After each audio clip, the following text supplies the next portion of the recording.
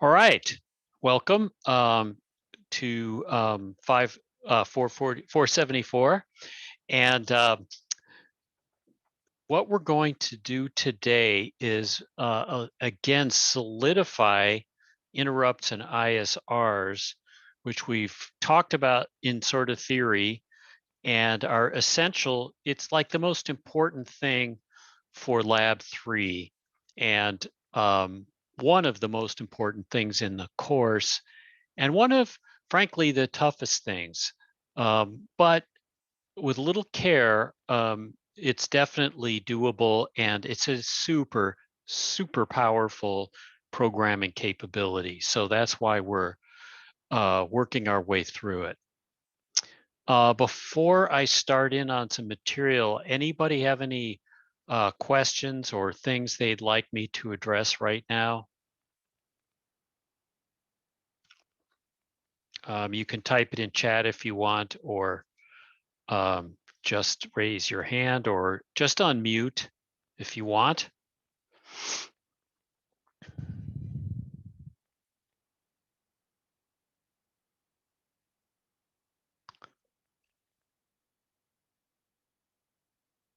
Okay, then we'll start sharing screen. And let me make sure I get the right screen here. I'm going to start off kind of quickly reviewing that interrupt material, which we have covered, but I won't get bogged down on it, I promise you. Now, why don't I see that?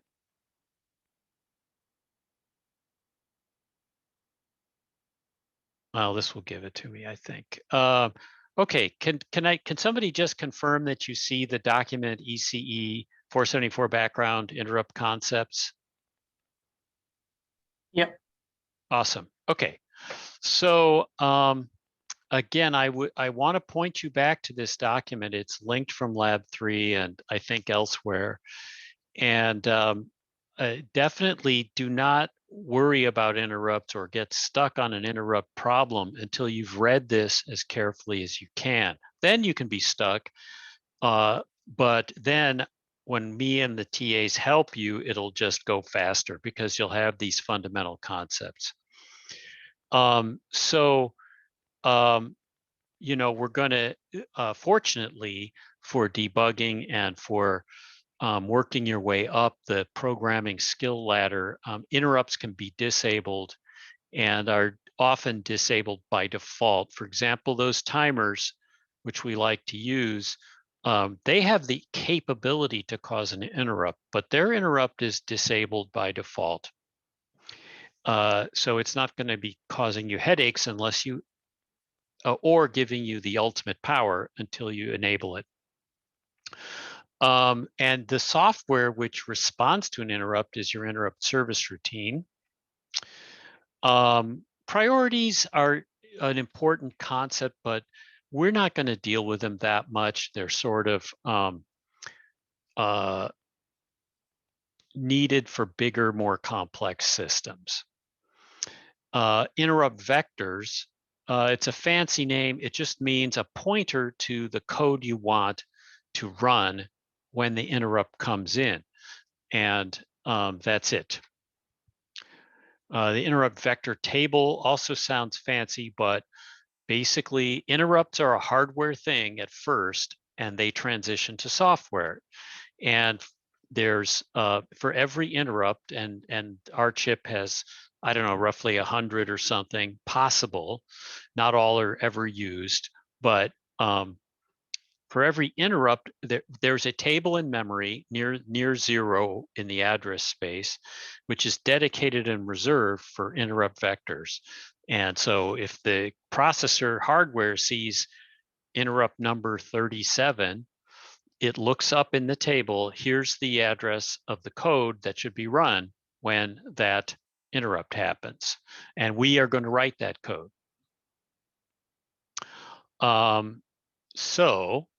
Our software must do these things, and certainly in order. So we configure our device, and for the work we're going to do, what we need is to use the timer interrupts. So, or let's just say we want to use interrupts to give us a period in our scheduler, which is always 1 millisecond, even if the tasks take different amounts of time to run. How can we make it exactly 1 millisecond? So we want to keep track of time independently, and interrupt and hardware timers are perfect for that. And interrupts are how they'll communicate with us. So we're going to configure that timer. And if we want 1 millisecond timing intervals, then obviously we'll configure it to cause an interrupt every millisecond using the same ideas that we did for driving the speaker, almost exactly the same. And we'll write our ISR. Actually, this is sort of a more general explanation. To do it in Arduino and more generally, the AVR GCC compiler support, that is the compiler that's underneath the Arduino IDE, is the GNU C compiler, a very, very widely used open source C compiler and C++ compiler. And there's support for these this whole family of chips, AVR from Atmel, and there is a specific macro called ISR all caps to generate the code for your ISR. And why don't you write your own function? I wish that I could make you do that because it's more educational, it builds character. It's also hard because other code in AVR's library is going to have state. And that code has to have its state saved and restored very carefully when your ISR runs, so that those other functions don't get messed up. And the ISR macro is a directive to the C preprocessor, which what it does is it says, okay, we're going to control this particular vector. That's the name for the interrupt that is an official AVR name, and the code we want to run is inside these curly brackets. And the reason it's not a function, just a plain old function definition, is that the compiler is going to insert some code at the beginning to save certain registers and states. And it's going to insert some other code at the end to restore that stuff and also return from the interrupt. It's going to do that in assembly language, and you don't want to deal with that. And it's going to do that right, so you can't make a mistake. And it's always done the same way, so why not automate that process? So that's what's going on here. So we're not writing all the code, but we're writing the meat of the ISR code.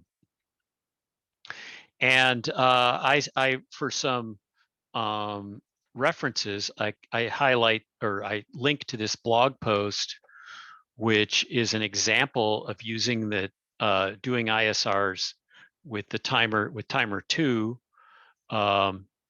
and more even better, I just finally found the authoritative manual for this stuff, which is in the AVR libc. So this is the C library for the GCC version, which compiles for our target chip, the family of our target chips. And so this defines the ISR macro. There are attributes we can use, but we don't need them, and for our purposes. And so you just write it like this. By the way, this is generated with deoxygen, and so it's clickable. And so this is what deoxygen documentation will look like for you. And it's actually wrong because there has to be a closed parentheses here. This is how it looks. This is how your code should look, and you put your own code there. And there's some other cool features. If you're interested, read about them. They're not required. But this is the cool part. This is the list of all these names for the interrupts that we want. And what we're going to want to do is set up a timer just like we did last time. And as you recall, the timer has an output compare register. And we use that to generate hardware outputs to drive the speaker. Okay, that's fine. Now we want to use it to generate interrupts. And so we have to refer to it by a name. If you look in the documentation of 16-bit timers on chapter 17, you can see that it does advertise that it has the capability to do that. And so basically, we're just going to look up the OC output compare register A5.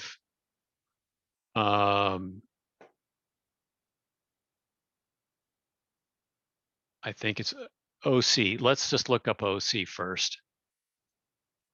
In that table, I forget what I'm exactly looking for, sorry. It's under timer 4. Okay, let's just, well, here we go. It's not OC, it's comp B. So here it is, timer 4. This is your friend that you used to generate tones to the loudspeaker last time. But this is a specific name for the interrupt vector table location that it's going to put your ISR's pointer in. And so we just have to use, if you want timer 4 to generate an interrupt, you use this symbol. And I'm going to show you an example. Okay, this is the vector this is what you put in that in place of this vector. Sorry. Vector right there. Now, this is an interesting thing. I don't know why they show the parentheses differently. Oh, this is attributes. Yeah, sorry, not the code.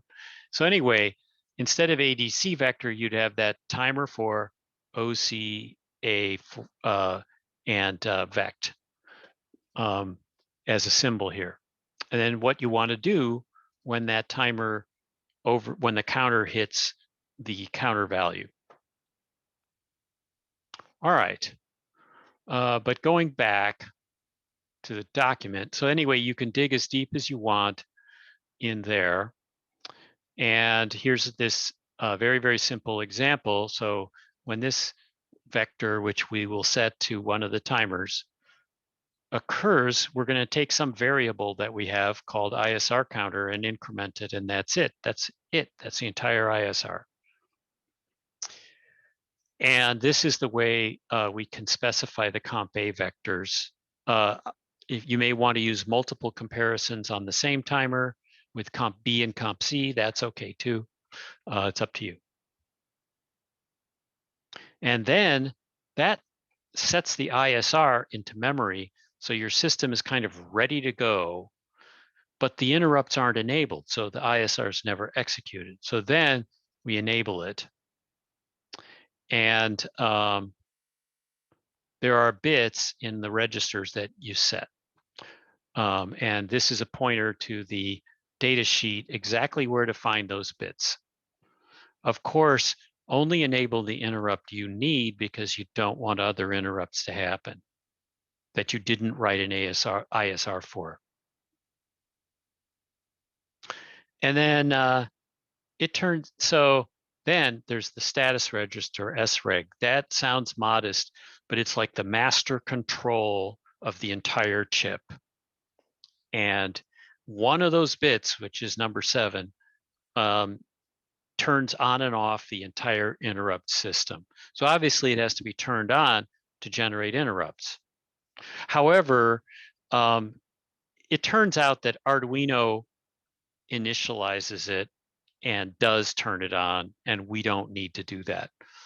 But you could check for it if you wanted, like with an if statement. Right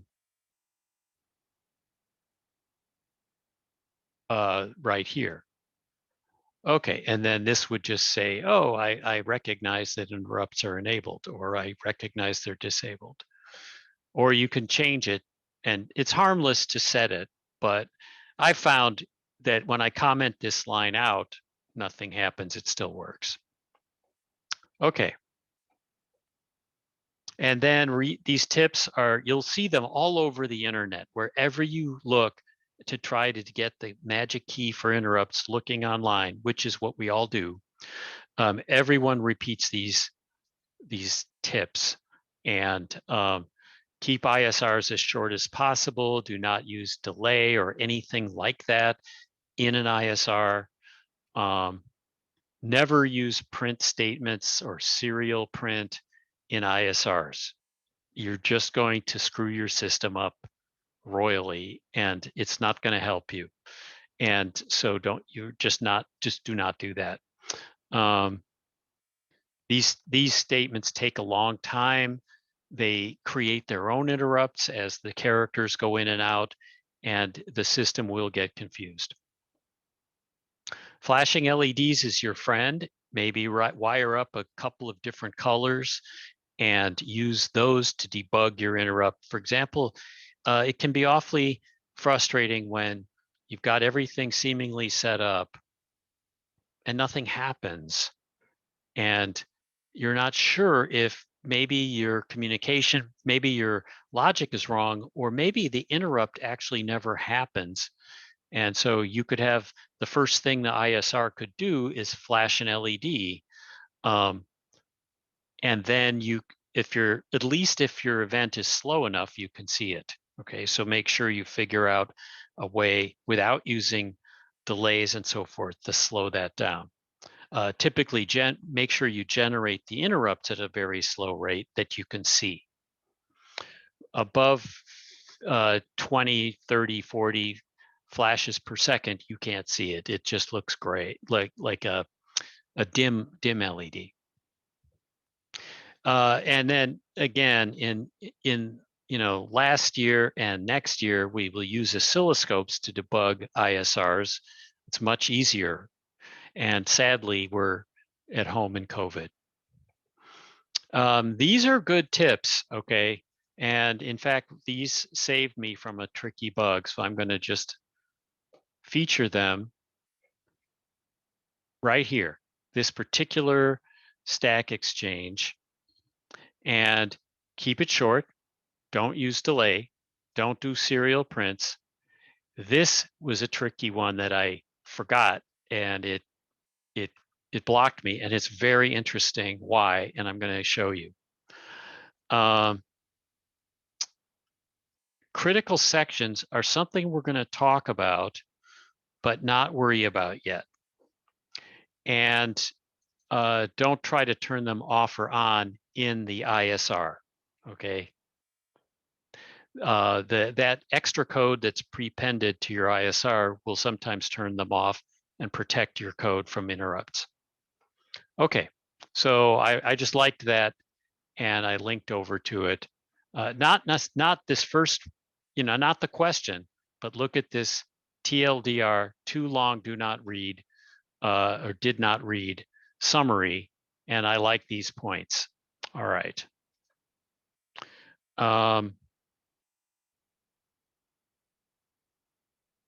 These are simplified Arduino functions that we do not want you to use because they take out the magic learning dust that you need to master. All right. So let's actually play with this. And I am going to momentarily stop sharing and switch my camera to this webcam. Now you see my setup. I'm not using the 7th segment right now. And you can see that this is the main board LED. It's flashing once per second. And then there's another LED over here. And I have a black pen because it's hard to see against a white background. And it's not lighting up. Uh-oh, my tripod tipped over. All right then. So I'm gonna run some codes and show you what happens. And we'll go back to screen share. And we're going to find some sketches that I wrote. Oh, yeah, so I'll use this to quickly summarize at the end. And what I wanted to do was, I don't want to, just give you code to run and then short circuit your learning. On the other hand, I want to show you something working and how it works. And so this is what I call a minimal ISR example. And right now you don't see it because I'm not sharing the screen properly. Okay, that looks like you should see this. And what we're seeing here is an Arduino IDE. And yeah, so this is what I'm calling the minimal example. And the task here is to switch the LED without using digital write and with all the timing done by the ISR. So the first thing we're going to do is this line here. We're going to set up an int, a long int, called the ISR flag. And why? Or what is this going to do? Well, we're going to keep our ISR really simple. It's going to be driven by the timer. And when we're going to use this integer to be common to both the main code and the ISR. And then the ISR can signal that an interrupt has happened by setting this to 1. Okay, and this volatile keyword is very important, and we'll talk more about why, but what I was stymied for a while because I didn't use this. And then what happens is your main code can't see this, what the ISR is doing to the ISR flag, and then nothing happens. And that was very frustrating. But I'll explain that. It's a good learning experience to understand it, and we're going to explain it. I'm defining some stuff, and this is a function. I have some bits defined in a .h file. So this is the standard bits that you used before. These are control register for A and control register for B. They also apply to 5 as well, or the other 16-bit timers. And these are this is just explaining the bits, and then these are how I configured the timer for CTC mode and toggling the output. This is all left over from playing tunes on the speaker. And what I've done here is simplified this code by writing some functions to set up the timer, to enable interrupts and turn it on and off. And that way, you did this already, but I just wrote a function, and it's over in this CPP file, which I'm not going to share with you because you need to learn to do this. You've already done it for timer 4. I suggest you probably need 2 timers for lab 3. So I just wrote this setup function, which can take an argument of either 4 or 5 for timer 5 as well as timer 4. And I could generalize it to the other 16-bit timers, but I didn't bother. And so I'm setting up timer. Well, so let's look at our, and here's a function prototype. So let's look at my loop first. And here's the main loop. And we're going to have an LED task, which is going to flash the LED. You're looking at it when we switch back to the camera. You saw it flashing. And then we're going to have a little function that says wait for the scheduler and sync up to the 1 millisecond ISR event. And that way, this loop will run exactly 1 time per millisecond, as long as the task LED function takes less than a millisecond to run, and it will be much less. And so how do we set that up? So first thing is we're going to write this is the standard board soldered on LED that comes with every Arduino. It happens to match pin 13, or it's electrically connected to pin 13, and it's PB7, port B, pin 7, bit 7. And so an LED bit is 7. So I could use the PB7 symbol here too, but I'm just emphasizing that we're using it for the LED. And so we're setting the direction for output so that it can control the LED. And then this mysterious timer setup, I am concealing it from you, but you did do it already in lab 3. And I generalized it to multiple timers. And then I'm setting it to 1000 over 2 hertz. And the reason is that I guess we could go back to, well, I don't have it handy, but if you recall, what we recommended for playing tunes on the speaker was what's called toggle mode. And the output waveform generator on the timer, I guess I'm going to just temporarily not share screen and go back to my other camera. All right. So as you recall, the timer had a waveform generator box, which connected to the hardware output pin, which you guys wired to the speaker through a resistor. And that had a mode called toggle mode, which requires that each time the output compare register gets up to its value, or I'm sorry, the timer count gets up to the output compare register value, it toggles the output bit from 1 to 0 or 0 to 1. So that means that since the frequency was constant, it means that it's a perfect square wave with equal on and off time. And it also means, though, that the frequency is 1/2 of the rate at which it hits the counter value. So back then, if we wanted a 500 hertz tone, we had to set the timer to 1000 in order to get an upward transition and a downward transition on the output bit, so that would run at 1000 hertz if we wanted a 500 hertz tone. And this time, though, we want each counter event, each time the counter gets up, each time the count gets up to the count compare value, we want that to generate an interrupt. And so that's a different notion of frequency. So we have to divide our frequency desired by 2, because at least my timer setup routine multiplied it by 2. All right. So we're asking for 1000 hertz, and I just write it this way to emphasize and remind myself.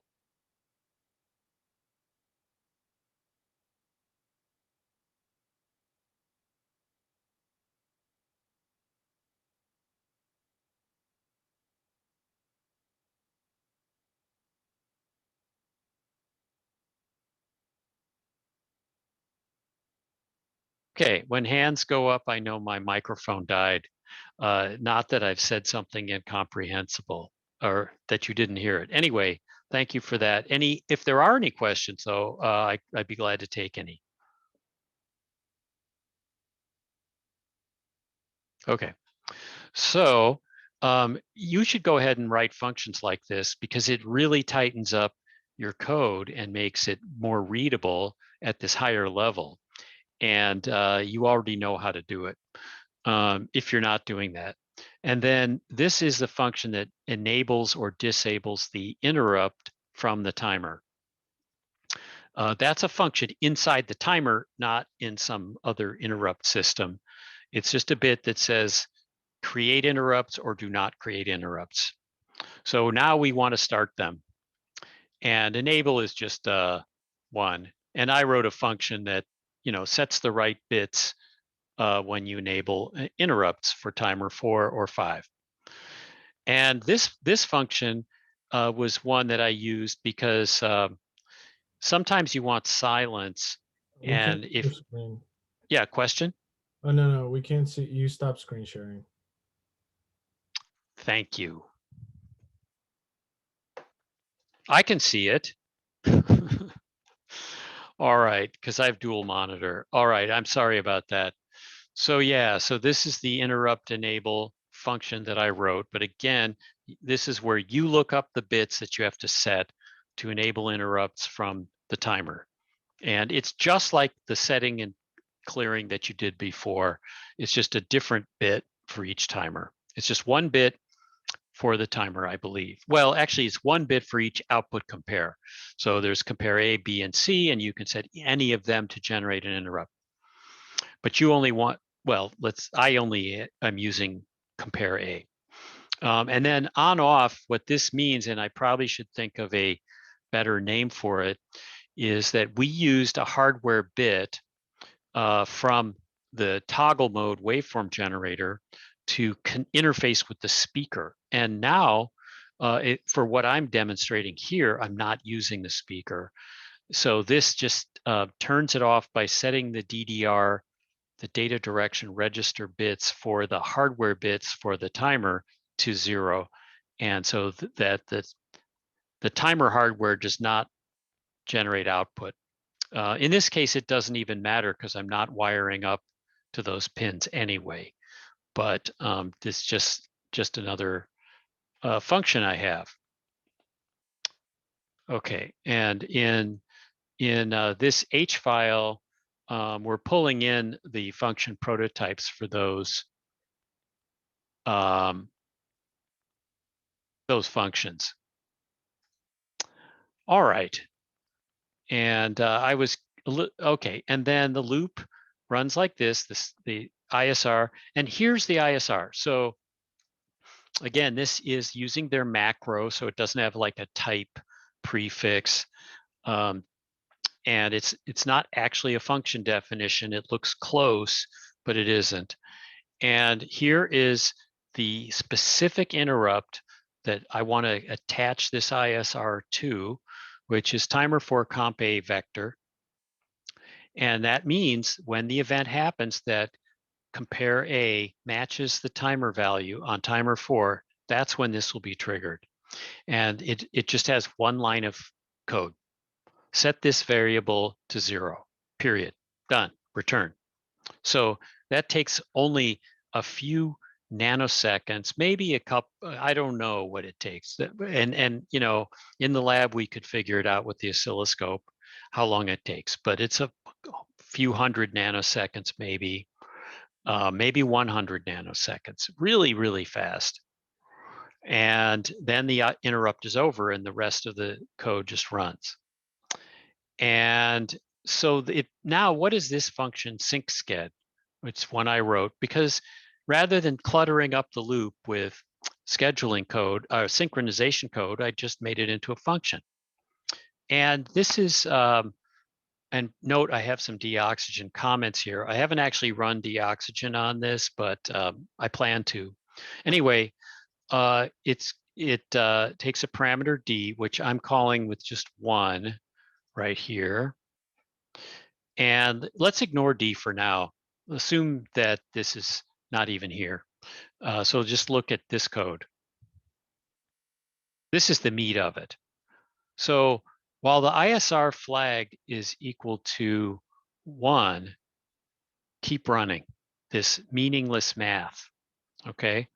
So we're just sort of burning some time. It's not, we could, actually, I'm going to experiment with this. We could just have an empty loop and it will still run. But at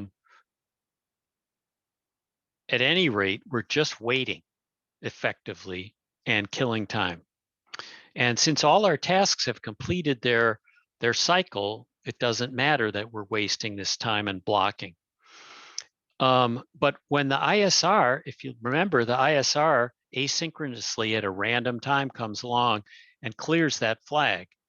And then this while loop will fail because they are in fact connected. And then we get out of here and then we set it back to 1.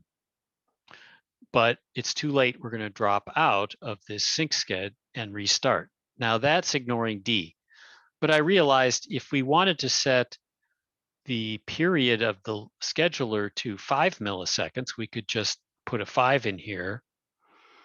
And then as soon as the ISR flag is 1, we come back here and start again, waiting for the ISR to clear it. And we do that and subtract 1 from D. So this would go for 5 cycles of the interrupt before it returns to the scheduler loop. So it's just a feature. And but we have to be a little careful because we start the loop here, we complete 1 or more tasks. Eventually you're going to jam tasks in there. And then suppose I ask for 1 or 5 milliseconds. This is all assuming that all these tasks completed with less than 1 millisecond of time so that the scheduler is accurate. Again, that's an assumption, and you can, it turns out that frequently you test this with an oscilloscope. So we might set a bit, port.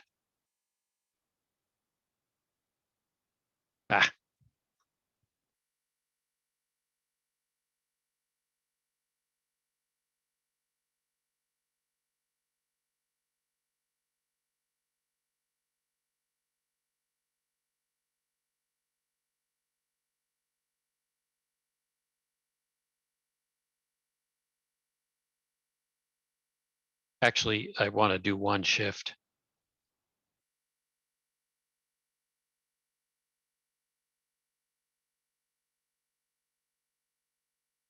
Okay, so suppose I did this, and now I put an oscilloscope onto that bit. I'm going to get some pulses, and the pulse starts just before the LED task, and the pulse ends right after the LED task. And now you can measure the length of that pulse, and you know exactly how much time it took to do the LED task. So this is a thing you would do if you had, if we were on campus or you had your own oscilloscope, assuming the port was properly initialized and everything. Okay, and so let's look at the LED task. What are we going to do? So what we're going to do is we're going to have a static integer time L, meaning LED time. And it's every time we run it, we're going to increment it by 1, meaning that's in units of milliseconds. And if assuming the scheduler is locked and synchronized properly, that's going to be a very accurate millisecond time. And we're just going to make some if statements. So when we get greater than 100, we're going to clear the LED. And it doesn't store any state, so it's actually going to do this over and over. But these operations actually are quite fast. So, okay, that's a little wasteful, but it's not that big a deal. And then if the time gets to 500 milliseconds, 1/2 of a second,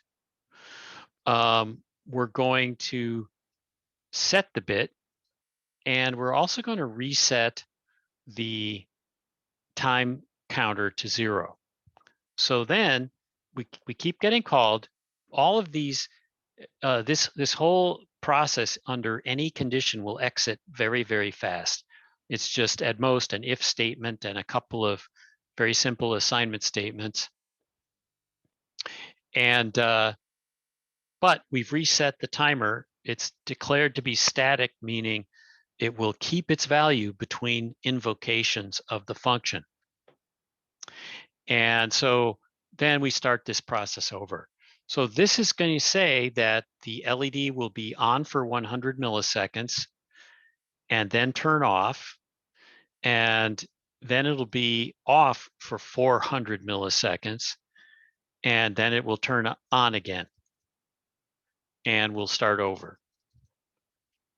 And so it's a total period of 500 milliseconds. So this should flash twice per second, and it should be on fairly briefly, 100 milliseconds. And we already went over the synchronize the scheduler function. So that's it. This is a very small example of an ISR. We can check it. And now I'm going to switch back or switch over to the board itself, except I'm showing. So I'm going to switch to my other webcam. Okay, there it is. It's actually running right now. And so I'm going to build it and upload it. The lights are flashing, and it's flashing twice per second. So if you want, we could count it and use our watches, but take my word for it, it's very accurate. But notice that we need the interrupt to be running to cause this to happen. Just to prove it, let's say we don't enable the timer interrupt. Okay, so I just commented out the code. I'm going to show that and share it because I want you to see that. So I'm right here, and I commented out interrupt enable. So now everything is set up exactly the same, except we don't enable interrupts from timer 4, output compare A. And so it's going to run the same way, the same speed. Everything's going to be the same internally, except it's not going to cause interrupts, even though the ISR is set up. So now we'll check that and upload that. I'm going to show you what happens though. Okay, you can see it again, and I'm going to upload. You should see the upload lights. Yeah, there they are. And now nothing. Okay, it's still waiting.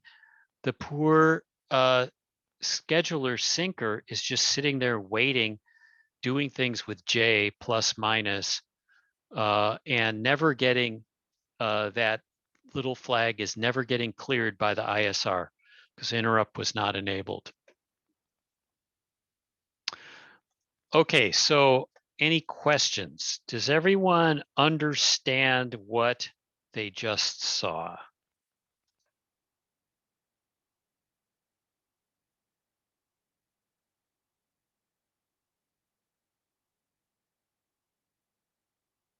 Oh, I saw a hand go up on the other page. Lucas. Yes. So I think that so far the that you just demonstrated is it doesn't. I might have missed it when you showed your screen, but I don't think it uses the sleep function, right?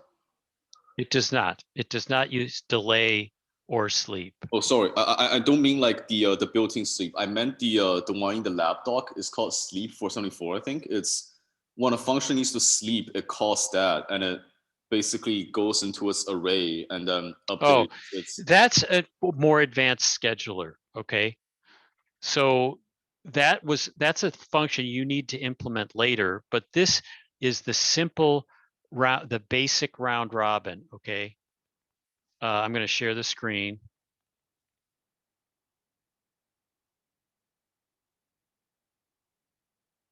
And I think I'll also pull up the assignment since you're referencing it, which is fine.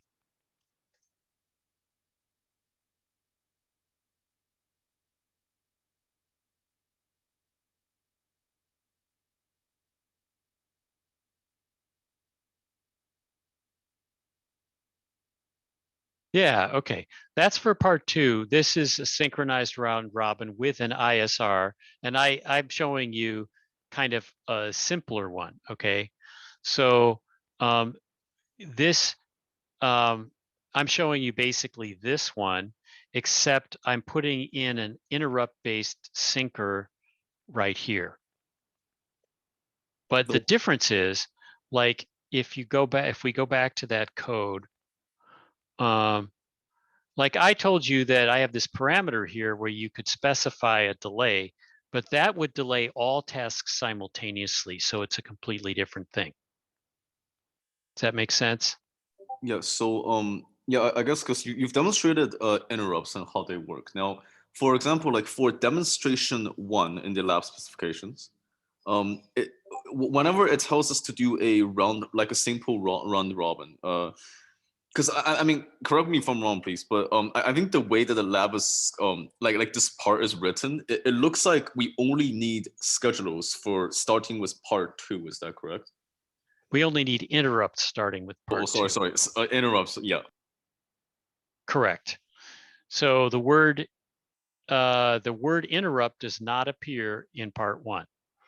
And that's on purpose so that you can kind of get your tasks, kind of make them work, make sure they're fast, and then hack this delay value, put in some, this code that wastes a small amount of time.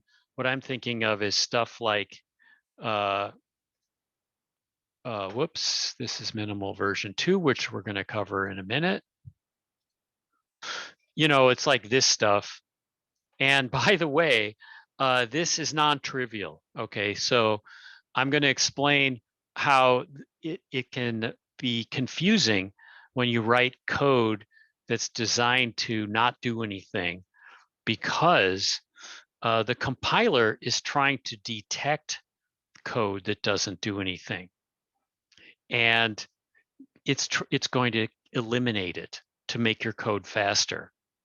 And so if I'm writing code just to waste time, it's a battle of wits, but I'll show you how to defeat the compiler so that it actually does stupid wasting time work. And that's useful for the next example. So it's actually not clear to me if this code even runs, because what the compiler is doing is saying, hey, this guy's doing all this math with the variable j, but then looking through the whole rest of the code, nobody pays any attention to j. That means I can delete all these operations and save time and write faster code. And 99% of the time, that's exactly what you want it to do. So it can be defeated, and I will explain how. But does that answer your question? Yes. Yeah. So yeah, I guess that does answer my question. Excellent. Thank you. And well, I guess one more thing on the side is the reason why I brought up Sleep 474 is I mean I'm certain that I guess you'll talk about it more I guess in the upcoming like No, if you want me to talk about it more, the best thing to do is ask, just like you're doing. Okay, so I will talk about it more. I'm glad to, but I will share screen again. So the reason I mean, why I guess I can just tell. I can illustrate it in the code that I've got up here, and I'm sharing screen. Okay, so let's look at this task LED, right? I'm using this thing where I'm forced, in effect, to keep track of time by myself, and add one every time, and every cycle, every time it's called. And then I'm using these if statements, and this is sort of a state machine that's, it's a little tricky actually. It's not super hard to verify what it's doing, but it's a little non-obvious, like we're turning it off at the beginning and on at the end, and yet it flashes. It sort of feels like it shouldn't flash, right? And so this is a little more cumbersome. Wouldn't it be better if I just said, turn the light on, sleep for 100 milliseconds, and then turn the light off and sleep for 400 milliseconds? That would be great. And that's why I want the 474 sleep function. Does that make sense?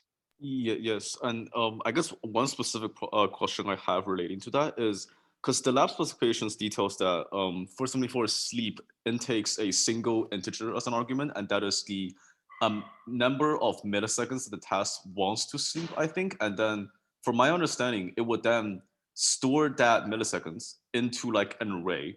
So it knows that, hey, this task has requested to sleep for this long. Yes. And it's going to decrement that until that task wants to go again. Now, my specific question is the fact that is that sleep 474 is called by the task itself.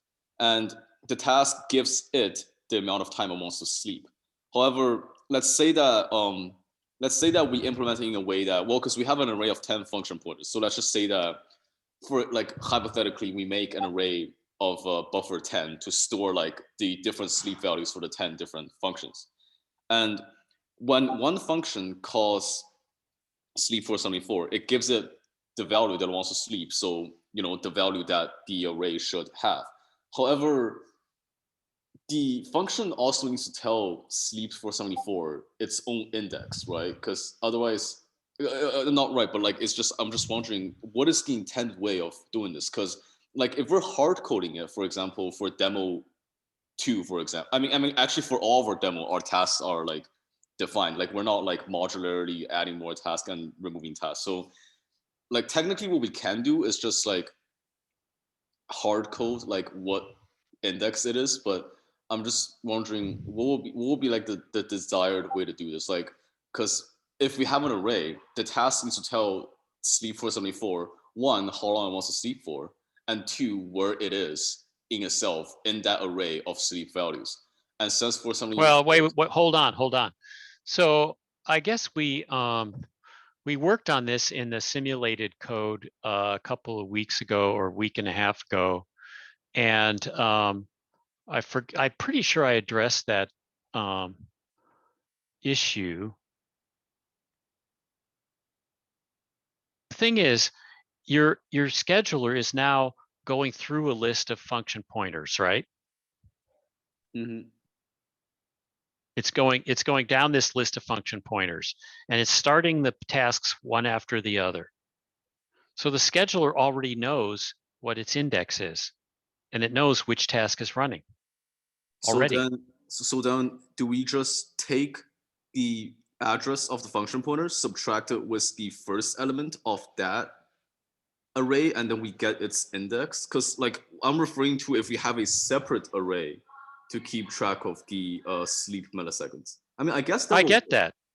But see, the point is, you don't need a fancy pointer arithmetic. It's elegant, and you could do it, but you don't need it because you just have a loop that's incrementing the variable. Like, call it I, or task index, and you're incrementing it and using it to index this array of function pointers, right? And if one of those functions is running and it calls sleep 474. Task index hasn't changed. You know which task is running. And you can use that same index into the delay array. Oh, I see. Wait, okay, yeah, that would work. Oh, interesting. Okay, yeah, okay. I think that's my question. Always try the simplest way first. Yeah, certainly. Good. These are great questions. Glad you're asking them. Anybody else?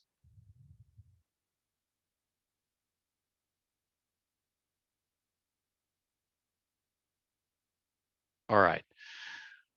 All right. So, of course, that's the minimal example. And I have another example. And I wanted to make an example where maybe we have an ISR that's a little too complicated and ignores my advice to keep the ISRs as minimal and simple as possible. What could go wrong? Okay. And so I found one that I've got another simple example, almost as simple. And we're going to have 2 timers and 2 ISRs and 2 LEDs. And they're going to be doing their own thing, and they're controlled by these ISRs. But one of the ISRs, we're going to not use so much programming discipline, and we're going to be a little more sloppy, and we're going to waste time in the ISR.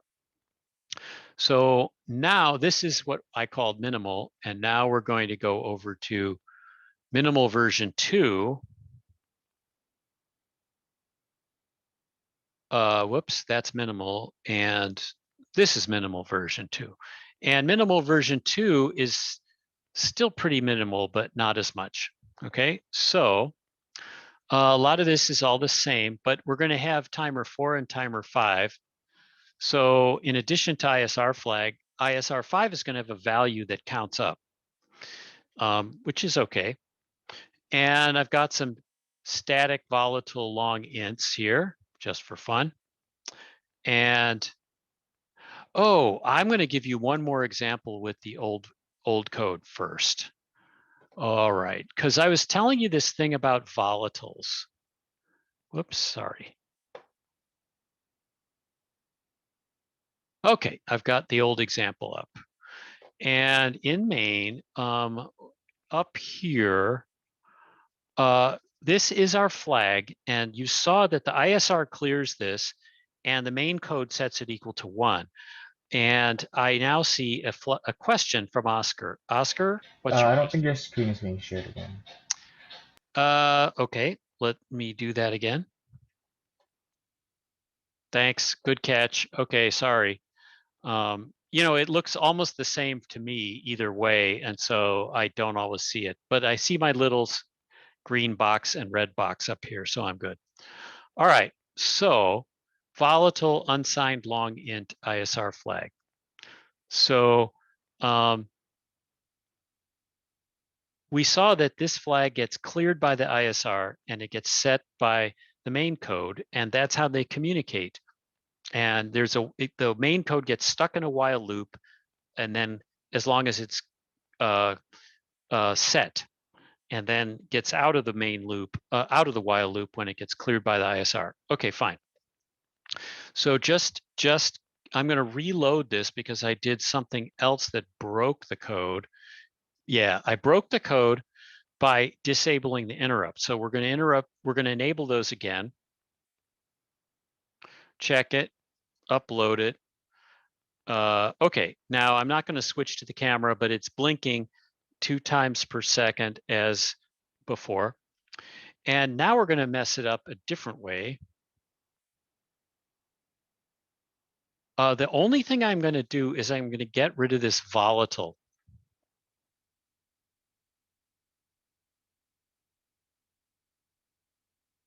I'm going to keep my old one as a comment and line them up. Okay, so we got rid of the volatile keyword and we're going to build it. It still compiles, it's valid. And now I'm going to upload it and nothing. Okay, so stop share, switch cameras.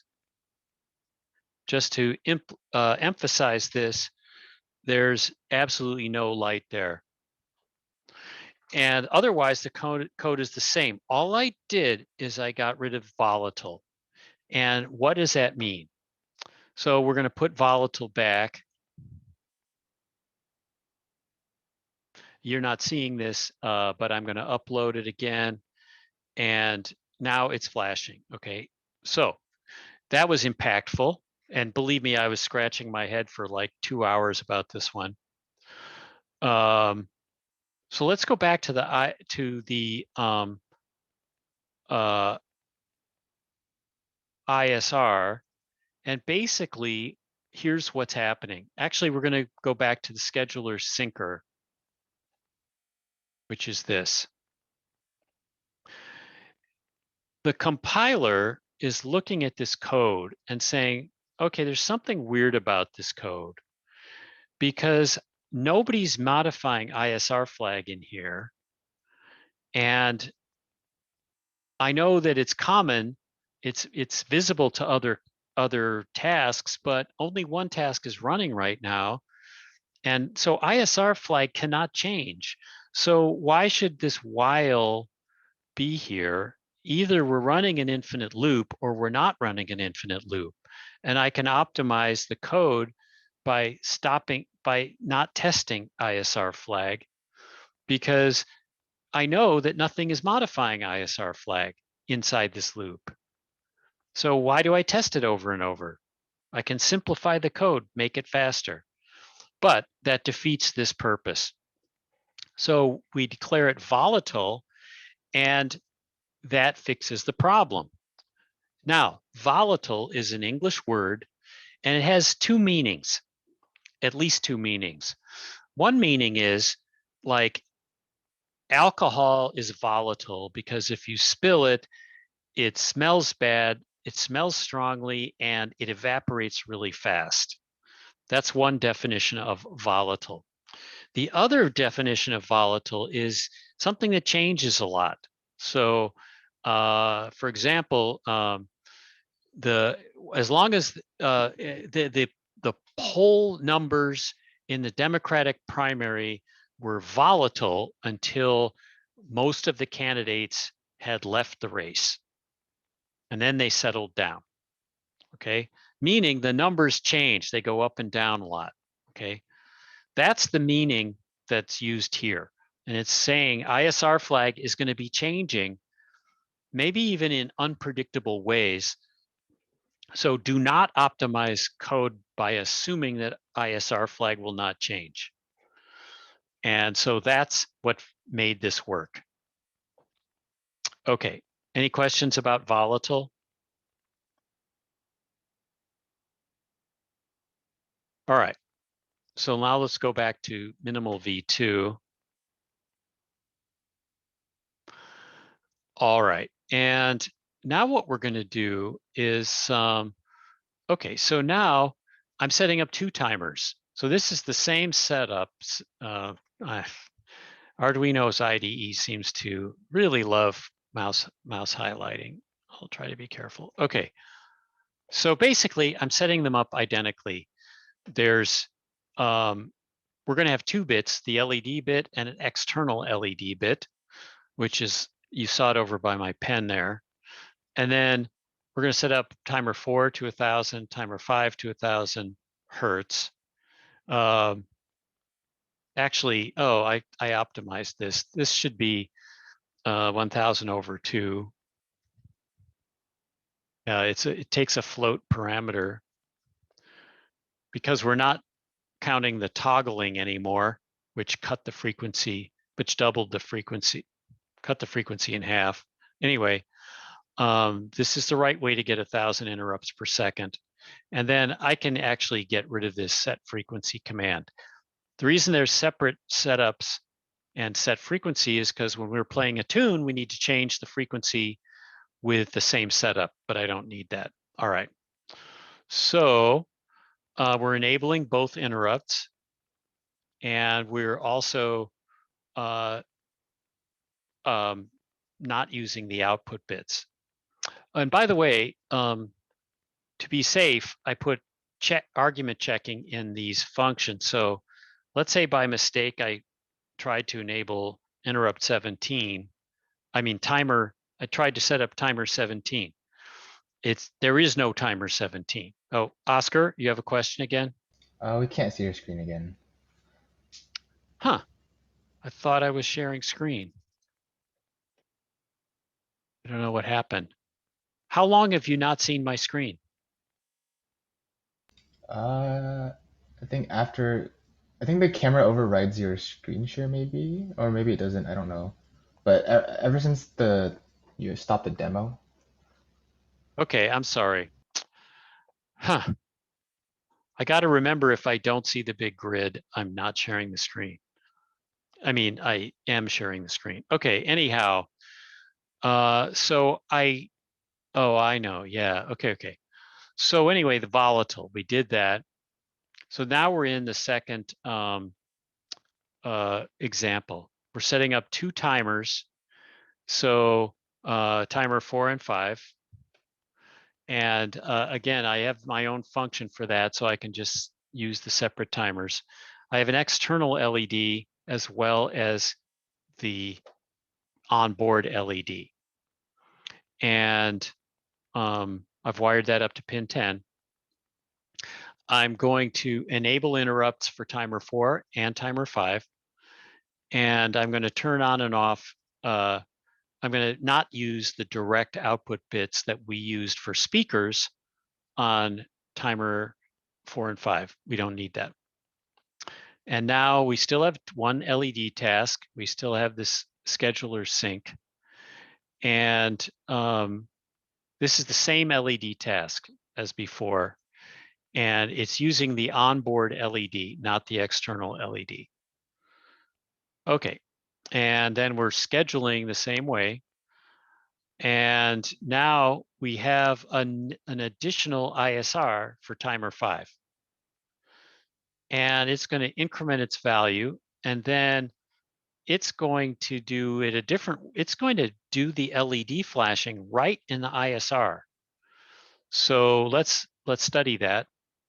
If the ISR value, this is this static variable, if it's greater than 200, we're going to toggle the external LED bit and then reset the counter, reset the internal counter.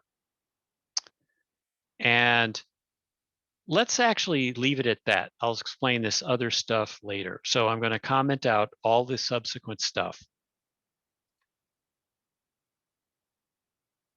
And that's the ISR. So let's just verify that that works. We're going to check. And I'm going to stop sharing. Okay, I'm going to try to remind myself that we have the board camera now. I'm going to upload this. And now we have 2 lights flashing. And that should be visible, one by the pen and one on the board. And they're at slightly different rates because of the 200 versus 400. Okay, so that works. Now we're going to violate our first rule by putting a lot of computation into the ISR. I'm going to share screen this time because I didn't forget. So what am I doing here? So we're going to waste some time in the ISR. And I've got a for loop, but it's a trivial for loop. It's only going to run once. And now I'm making some variables and I'm going to do some math. And this changes every time because it's got I in it. But still, the compiler is smart and it knows that these never get used. But that's why I declared them to be volatile. So they're going to be causing delay. So this is a bunch of work, bunch of busy work that we're going to do inside the ISR. And we're going to see how much of this we can do and what happens. Okay, so I've pre-cooked this. So if we say I'm going to make it 3, well, 4, and I'm going to compile it, and I'm going to stop screen share, and I'm going to upload it. You should see the upload lights. Yeah, there they are. And okay, this is still working. That's fine. Now, without going back to the code, I'm going to set it to 40, 10 times more loops of that math. And I'm going to upload it. Now, this is an interesting phenomenon, which honestly, I'm not sure I can explain it. The off-board light is still flashing, but the onboard light controlled by a completely separate ISR is not working. Because, well, I don't know exactly why, but it seems like maybe oh, there, it just flashed once, but it was supposed to be flashing a lot more often. And so if this ISR is blocking interrupts and it may be, and taking a long time, now it flashed again and it's stuck on instead of doing the right thing.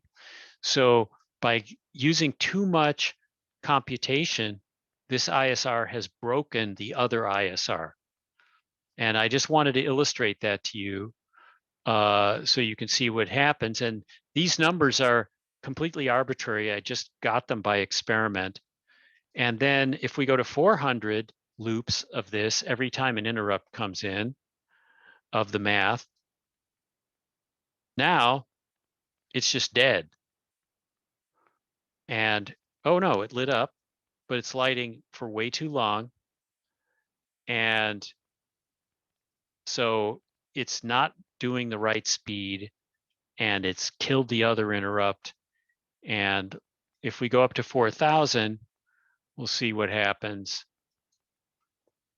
10 times more math. And right now, none of them are working. Just because we're doing too much in the ISR. And the ISR can be blocking other interrupts too. So just to fix things, if I go back to four loops, put it in, that's what it should be doing.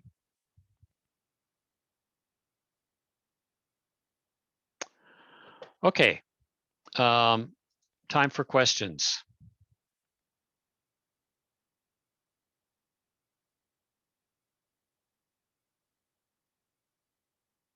Does that convince you guys to keep your interrupt simple? I'm going to share this code, but much of its secret sauce is hidden, but I will share it.